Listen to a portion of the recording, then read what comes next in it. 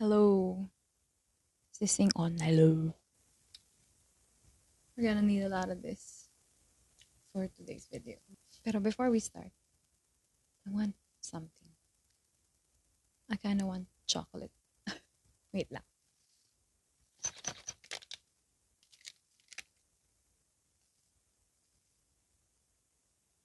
It's gonna be a lot that I'm gonna talk about today.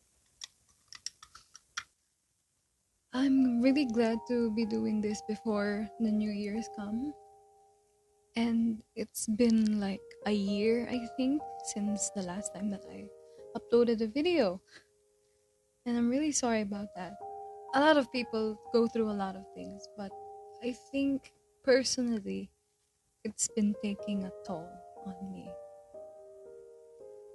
And you hear that often when people like go through things. But I decided that I'll be doing a video about this. It's kind of like a New Year's resolution activity kind of thing. And I plan to do it like in stages. And I wrote everything on paper. I'm gonna try to not be distracted by things. So I hope you'll bear with me despite the length of this video. But it's okay. I intend to share everything, all 30 years of baggage. This is actually a video that was due 2 months ago. It was kind of like a birthday gift to myself. So I didn't buy anything. I didn't like reward myself for anything. It's just, this is the reward. And I think more importantly, before I start, a lot of people might be affected by the video because there's so many things that I didn't say throughout the years, especially when I've gained like the wisdom to do things and experience things. I know that sounds a little bit vague, but trust me, this is just the start of the video. First, on our placards is, I came from a separated family.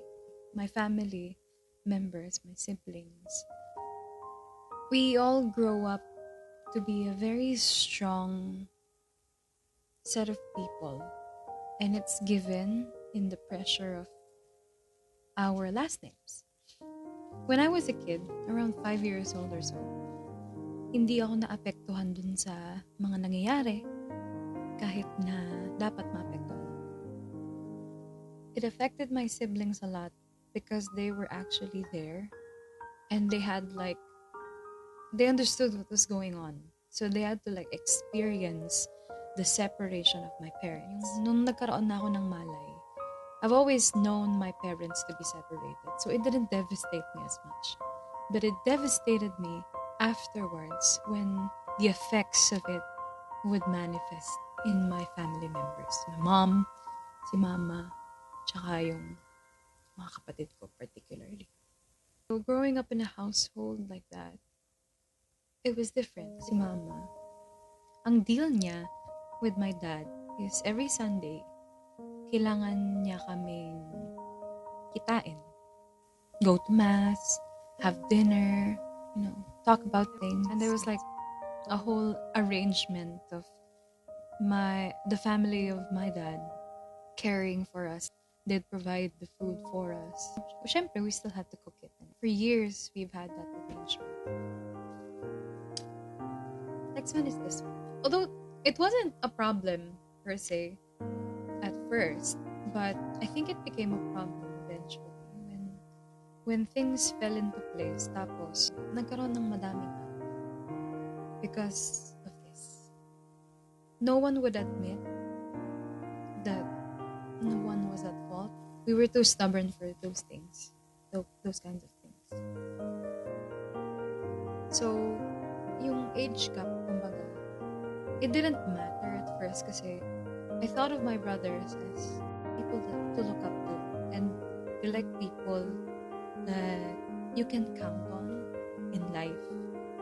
At the time, spending time with them was the best. Even though I was a girl, my brothers would like very male things like sports, basketball. Pero I tried to like the things that they liked as well. And they had this particular fondness for PlayStation games, particularly Final Fantasy. I was really scared kasi baka, baka masira ko yung PS1, tapos, true enough, nasira ko nga siya. Kasi nakabit ko siya sa 220 and, gamers out there will know na hindi 220 ang PS1. 110 siya. Voltage. So, natatakot ako kasi pag naglaro ako, baka mamatay ako. Kaya gusto ko lang yung papanoorin ko sila kuya na maglaro ng Final Fantasy 8 nung time na yun. Si Tito Jun sabi niya one time, try mo kasi, huwag ka matakot. Hindi ko alam eh, natatakot kasi talaga ako. Tsaka, siguro, in a way, looking back at it right now, siguro, it was a way for me to bond with my siblings as well. To be in the same room as them, playing the same thing while I just watched. And eventually, I mustered the courage to play, to actually play. And one of the first games that I played was Final Fantasy 7, 8, and 9. And a couple of other Square games like Legend of Mana, Chrono Cross, and etc. That was really fun. It was a fun time. Again, the age gap thing wasn't a problem until later. There were so many small things that could have prevented the big things that eventually happened. Like, for example, fun fact, I don't eat spicy food. And it's not because maarte ako or hindi ko talaga gusto. It was because of an incident that happened sa Kainta, our family home. And I chanced upon like a very circular kind of fruit on the table. And there were a lot of, red things on the table at the time. Then, kaharap ko yung isa sa mga kuya ko. Sabi ko, kuya, ano to? Tapos sabi niya, cherry yan. Masarap yan, kainin mo. Nung kinain ko ng buong buo, kinagat ko siya. Sili pala siya. Iyak ako ng iyak. Oh my God. After nun, nakailang pitsal ako ng umiiyak ako habang tinatry kong tanggalin yung lasa ng spicy food. Tapos ever since then, kahit yung katiting na peppercorn na makamakain ko, hindi ko talaga siya gusto kasi it reminds me of that time. Now, that in itself, what happened back then, hindi ko na-realize na yun pala yung medyo nag-traumatize sa akin to eating spicy food. But that's the thing. We have this culture among my siblings and I na it's okay to make fun of each other. We're not perfect beings. There were some jokes that took things too far. And I never really opened up about it kasi out of fear na, ay, ang corny mo naman or ang OA mo naman. I've been called overacting for the entirety of my life. My siblings, my classmates, anyone. I never realized na that label, it prevented me from speaking up about it. The next one is no permanent. So this is related to the first one because of the lack of finances. We often relocated kasi for rent lang lagi yung mga bahay namin. I recall mga grade school to high school, 4 na beses yata kami nag-relocate. The last house that we were in Quezon City, second to the pinakamalaking bahay na natira namin. And we were happy with that kasi kahit na may mga parts dun sa bahay sira-sira, kailangan pagawaan, we were complete. A lot of things happened in each house that gave us lots of traumatizing experiences. Like, there was a time na tumira kami sa Manila. Tapos nanakawan kami, napasukan kami. Tapos buti na lang hindi sinaktan yung kapatid kong natutulog dun sa sofa. Kinuha yung PS2, so many things, DVD. Masasanay ka mabuhay at pumasok na laging baha yung labas ng bahay niyo. But the thing is that, yung mom ko never siyang naging satisfied sa kahit saan. I don't fault her for that kasi she used to live in a very nice home. May mga yaya. Pero for us, hindi kami lumaki na may yaya. Siguro nung una lang, pero eventually hindi na. Wala na. Doon sa home namin sa Quezon City, there were so many problems among us. Pero in the end, my mom made it a point na magkaroon kami ng bull session to talk things through. Kahit na magsigawan kami, magmurahan, pero afterwards, we're gonna be coming out okay. Pero in the end, come out stronger. So there were so many memories in each house that we lived in. Because the only person that tied us all together at the time was my mom. So in a way, we always had a home in her. High school. Gosh, so many memories. Those 4 years after our very traumatizing and flooded home sa Manila, we came back. Tapos bumalik ako dun sa old high school ko. It's good to be back home. I thought that it was gonna be so much fun kasi get to interact with the same people that I grew up with when I was in grade school. I met my very first boyfriend in high school. Siguro nadala ko dun sa tagal nung ligawan namin. There was actually a very big issue that happened. My best friend at the time really liked this guy na new student, transferee siya. Tapos ako naman, sabi ko, go, I support you. Ganun. Kasi mahal ko siya, mahal ko yung best friend. This guy looked for my number pala daw. Nagtaka ako, sabi ko, sige, fine. Wala lang naman kasi sa akin. Yung purpose pala nung paghingi nung cellphone ko, tsaka yung pakikipag-close dun sa best friend ko was because of me pala.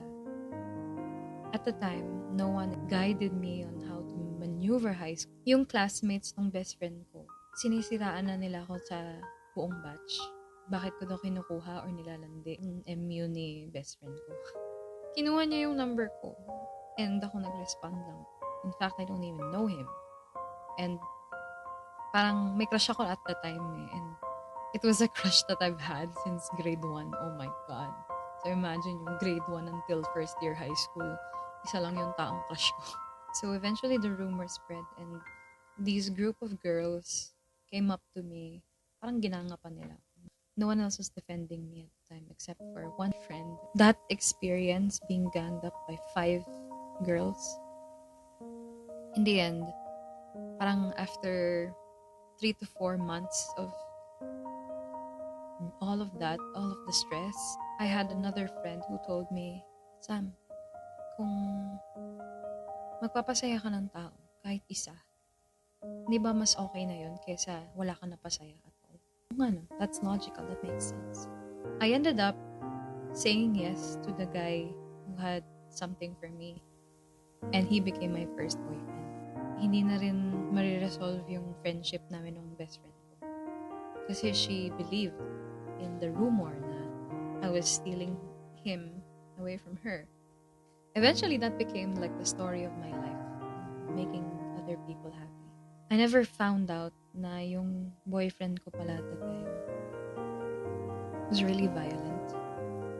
Emotionally, physically, I never really told anyone about that except my current best friend. Pero I told you, gagamitin natin to. Pero nung time na yun, wala akong pinagsabihan. I regret it so bad na hindi ko sinabi sa mommy ko. She never found out about my first boyfriend na harming me. Kasi we would get into these very violent fights. Yung fights na yun, it would lead to me walking out kasi I didn't wanna be part of a very violent conversation. And there was like talks of him harming himself if I don't talk to him.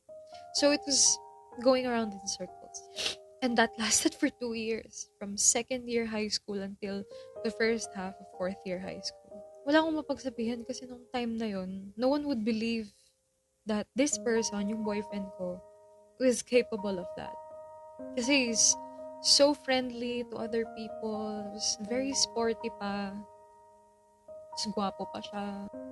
Parang hindi ko naman deserve na laging mapagsabihan na papakamatay ako kung di mo ako kinausap.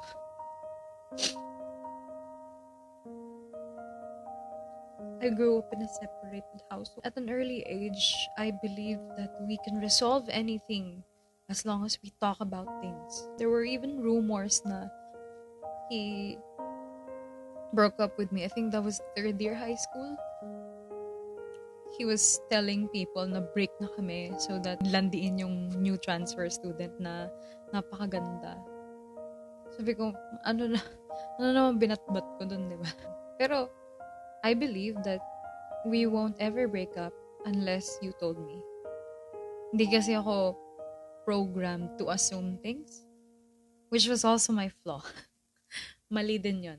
Eventually, I had the courage to break up with him. I had enough. Tapos, my best friends, my two male best friends, they helped me through it. They didn't give me feedback, advice. Unlike the first friend that gave me advice, they just were there. And I think that's the thing that I needed. Hindi ko naman kailangan ng advice. Ang kailangan ko lang kausap. I'm glad right now na yung best friend ko nung high school, we became friends again. So of course, so much has passed, so much has happened. I'm just grateful to have her again in my life and that we were able to move past the whole scenario. I regret that. And if only I knew when to walk away, things would have been so different. This is the time that I found this. Cosplay became such a big thing for me, and it was able to distract me from the things that I was experiencing at the time. A lot of fight against my brothers, the siblings I once cared for so much. Yung opinion nila, yung mga ginagawa nila, ginagawa ko. The games that they would play. I longed so much for their attention and love because I really loved them. Pero I think that was one-sided. So eventually, I looked for something new. Something that I can devote my time and my effort and my love to and be reciprocated back. And it just so happens that in cosplay, when you portray a certain character, a lot of people notice the effort that you have. Eventually, my purpose for cosplay changed over the years. But it never ceased to be that coping mechanism. Next one is pretty devastating. In fact, until now, it devastates me. It's been 12 years since 2011. I was first year college.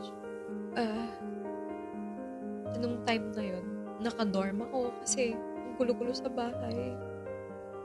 Kasi our former home, it became this beer house that so many strangers would go to. I was so scared kasi a home was supposed to be somewhere that you can feel safe. And I told my dad na gusto ko mag-dorm. Hindi naman ako matalino and all that, pero I wanted to focus, to distract myself from what was happening at home. And this, siguro ito yung pinaka-peak na feel ko na hindi ko na bahay ito. Kasi wala na siya.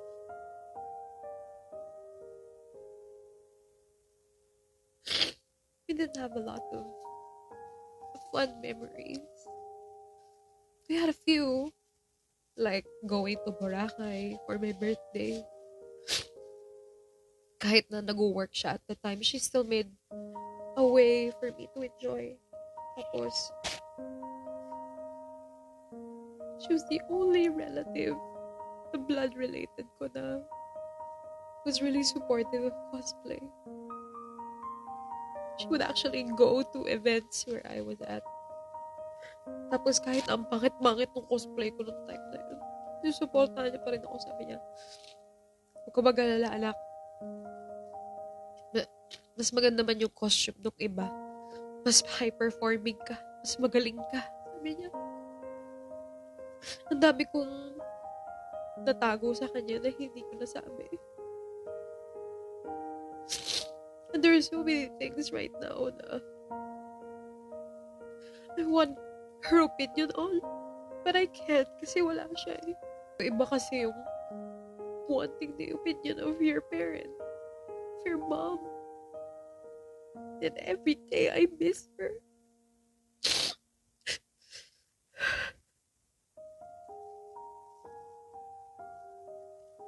It's the reason why I have not gone to Mass since 2011 without fear of tearing up. She wasn't a perfect mom. In fact, I wasn't a perfect daughter either, pero what we had, despite not being perfect, was so perfect. Her lifestyle, her energy, her way of life. It's a lot similar to what I'm experiencing right now. But the only difference is, siya kasi, malakas siya. She's able to have, 3 kids. A failed marriage. God. The next traumatizing thing in my life was this. The year of my graduation. It's been a long while since my mom already passed. My dad had a relationship at the time. The relationship he had, it became like this surrogate family of sorts. I didn't really mind for the most part, but, like I said, separation didn't affect me as much. It was a dangerous time for me in college kasi I was really scared of failing the research. Kasi our professor at the time was really demanding and the pressure was getting to me and it would be natural to go to my dad about it. Pero kasi, when I told him about my worries, one thing that I really didn't like that was mentioned by his girlfriend at the time was, bakit mo pa sinabi sa tatay mo? E di sana hindi na lang siya bumili ng ticket para umuwi kung hindi ka naman gagraduate. Sabi ko, that was the first time I got so angry at someone who was a stranger who didn't even have any say to my future, to my family. I was so angry kasi not only did she say that, what made me angrier was my dad. He would just be silent and let his girlfriend talk so negatively towards me. That was the first sign. Next part of my life. At the time, when I was in college or throughout college, I met someone in the cosplay community. He wasn't very outspoken about the hobby and was very low-key. Tumagal siya to the point na we would even consider getting married. This person became sort of like a mentor to me, a friend, someone who was able to teach me a lot of things. And I'm still so grateful for that relationship because it's molded me before when I was a kid. I wanted so much for them to like me, to be proud of me, to love me. This was me rebelling against them. What didn't work was because I was a bit younger than him, and there were so many things that I still wanted to explore. There was a point in our relationship na at the end of it, I think things got so silent and thoughts keep on going into my head, like saying na baka hindi niya na ako mahal, baka pagod na siya sa akin. Those overflowing thoughts keep pouring in, and I never knew at the time na it was already a problem. He was such a good person, and I think I'm not the person who's going to make him grow. Although I've benefited so much from the relationship, I think I wasn't able to offer anything in return. So I ended it. Maybe he was too good for me. Maybe. I think it would have been better to stay friends. I know I broke his heart, despite not wanting to. Pero I do hold him very close to my heart. And there are times na maybe I can walk up to him and be friends. Pero wala eh. This is the second most traumatic thing that happened. Not the, not the worst. It's a term, the one that got away. I had a best friend in high school, like I mentioned. Kaya ako pa siya mag-cosplay kasi so I was making a team for competitive purposes and he obliged me at the time. Along with Pao, who is my current best friend. Then eventually, in one of the yearly gatherings that we had, umamin siya na nung high school pala, may gusto pala siya sa akin. Sabi ko, that didn't make sense kasi I knew that he had a thing for another girl at the time. Especially nung prom night. Kasi at the time, he wasn't planning on going to prom night. And then, he eventually did. Kasi I asked him to. One time kasi na yun, I was really afraid of being present with my first ex. I'm sorry for those of you who thought this was going to be family-friendly video, but it's not. So, at the time, I really hadn't had my first, and I had my first with him. We've been talking for so long, and we've shared so many problems together. And I think it was safe to say that we were getting accustomed to going to each other. And one of the problems that he experienced, it was family related that I won't be disclosing anymore. But it became so bad that he had to run away. And I was so afraid that he might hurt himself doing so.